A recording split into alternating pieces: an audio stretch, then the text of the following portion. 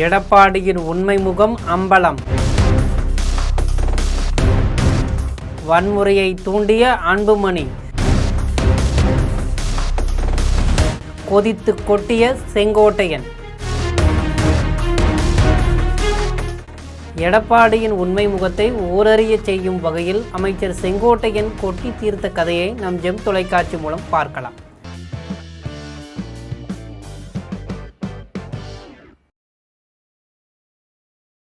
தமிழக அரசியலில் சட்டமன்ற தேர்தலுக்கு பிறகு பல்வேறு மாற்றங்கள் ஏற்பட்டு வருது.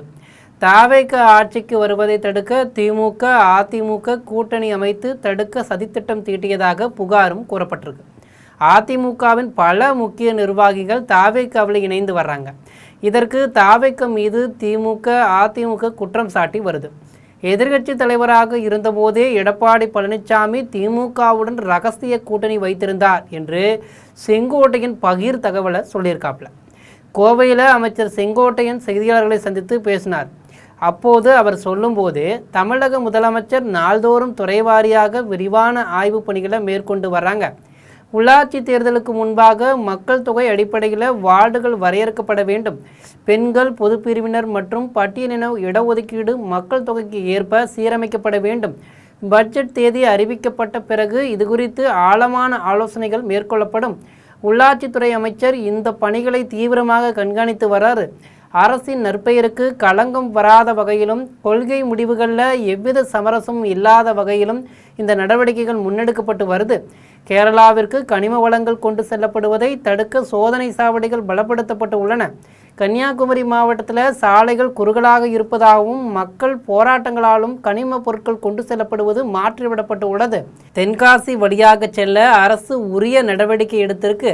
தற்போது கேரளாவிற்கு தற்காலிகமாக கனிம பொருட்களை கொண்டு செல்லக்கூடாது என அரசு அரசாணை வெளியிட்டு இருக்கு. பொதுவாக கேரள மாநிலத்துக்கு ஒரே வழியில தான் இன்றைக்கு கனிமங்கள் எடுத்து செல்லப்பட்டன. 2 மாவட்டங்கள் முதலில் எடுத்துச் சென்ற நிலை மாறி கன்னியாகுமரி மக்கள் போராட்டம், அதேபோல கன்னியாகுமரியிலே சாலைகள் குறுகலாக இருப்பது, 4 வழிச்சாலைகள் இன்னும் 6 மாத காலத்திற்கு அமைக்க முடியாத சூழ்நிலை, விரைந்து செய்ய வேண்டிய சூழ்நிலை இருக்கிறது. பத்மநாபபுரம் வழியாகத்தான் அங்கே செல்ல வேண்டும். அதை மாற்றி இங்கே தென்காசி வழியாக சென்று கொண்டிருந்த நிலையை மாற்றுவதற்கு அரசு உரிய நடவடிக்கை மேற்கொண்டிருக்கிறது.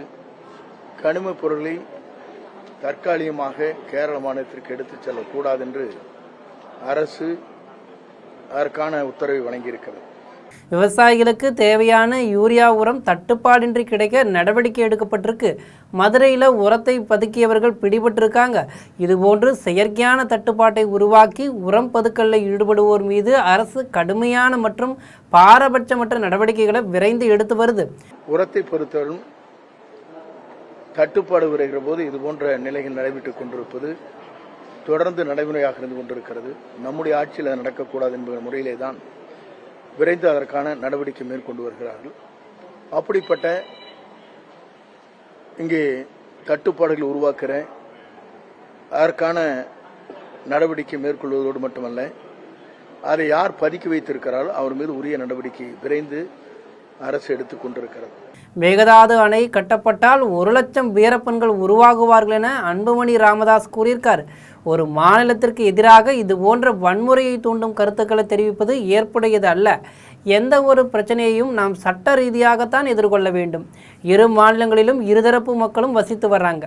இலங்கையில் பொருளாதார நெருக்கடி ஏற்பட்ட போது மக்கள் அதிபர் மாளிகைக்குள் நுழைந்த போதும் ஒரு பொருளை கூட சேதப்படுத்தவில்லை.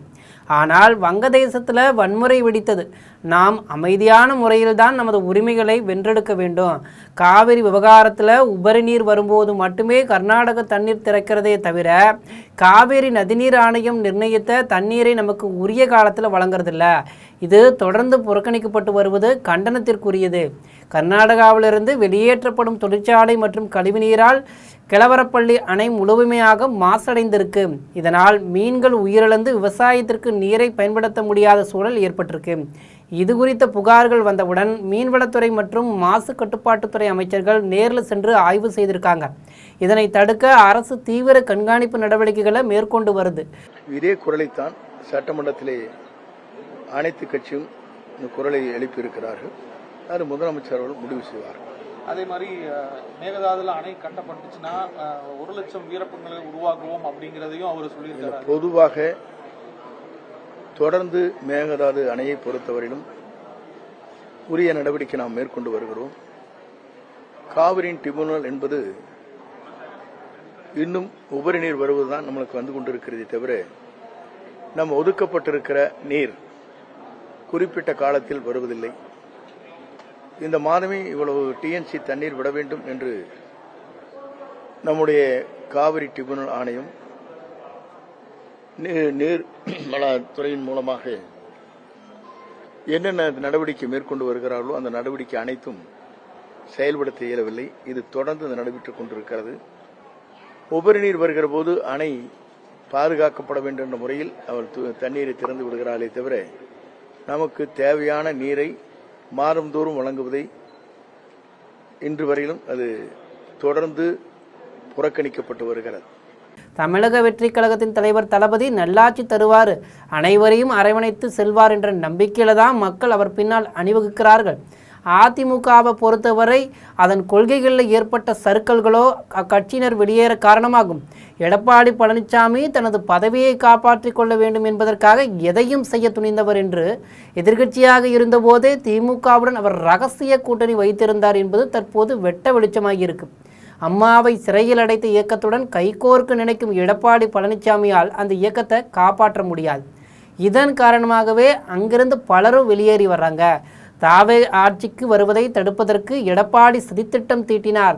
47 எம்எல்ஏக்களை வச்சுக்கொண்டு அவர் எப்படி முதலமைச்சர் ஆவார்? திமுகவினர் எம்ஜிஆருக்கும் இடர்பாடுகளை கொடுத்தவர்கள், அம்மாவை ஜெயிலுக்கு அனுப்பியவர்கள்.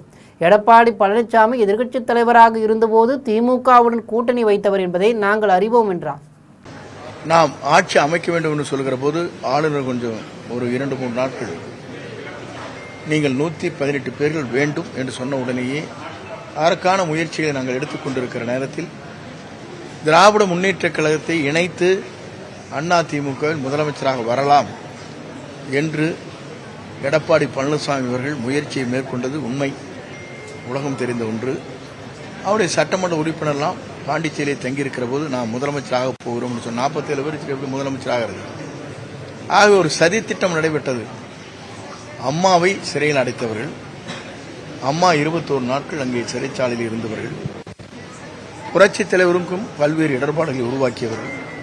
இந்த இயக்கம் என்பது திராவிட முன்னேற்ற கழகத்தை முழுமையாக எதிர்க்கிற இயக்கமாகத்தான் இருந்திருக்கிறதே தவிர இவர் பொறுத்தவரையும் எதிர்க்கட்சியாக இருக்கிற போதே அங்கே ஒரு கூட்டணி வைத்துக் கொண்டார் என்பது எங்களுக்கு தெரியும். இப்போது அது வெட்ட வெளிச்சமாக வந்திருக்கிறது. ஆகவே அதன் விளைவாகத்தான் அதில் இருக்கின்றவர்கள் இயக்கத்தை காக்க மாட்டார், இயக்கத்தை காக்கின்ற சக்தி அவரிடத்தில் இல்லை, தன்னுடைய பதவியை காத்துக்கொள்வதும் தனக்கு பதவி வேண்டுமென்றால் எங்கு வேண்டுமானாலும் செல்லலாம் என்ற நிலையில் இருக்கிறார் என்ற நோக்கத்தோடு தான் எல்லோரும் அங்கே இருந்து பெரும்பாலான இன்றைக்கு வந்திருக்கிறார். இன்னும் பல பேர் வருவார். ஆக அதிமுக அழிவதற்கு இரட்டை இலை உதிர்வதற்கு ஒரு முக்கிய காரணமாக இருந்த செங்கோட்டையன் அவர்கள் சொல்லியிருக்கக்கூடிய இந்த கருத்துக்கு உங்கள் கருத்துக்களை கமெண்ட்ல சொல்லிட்டு போங்க. இது போன்ற விறுவிறுப்பான செய்திகளை உடனுக்குடன் தெரிந்து கொள்ள ஜெம் தொலைக்காட்சியுடன் எப்போதும் இணைப்பில் இருங்கள். நன்றி, வணக்கம்.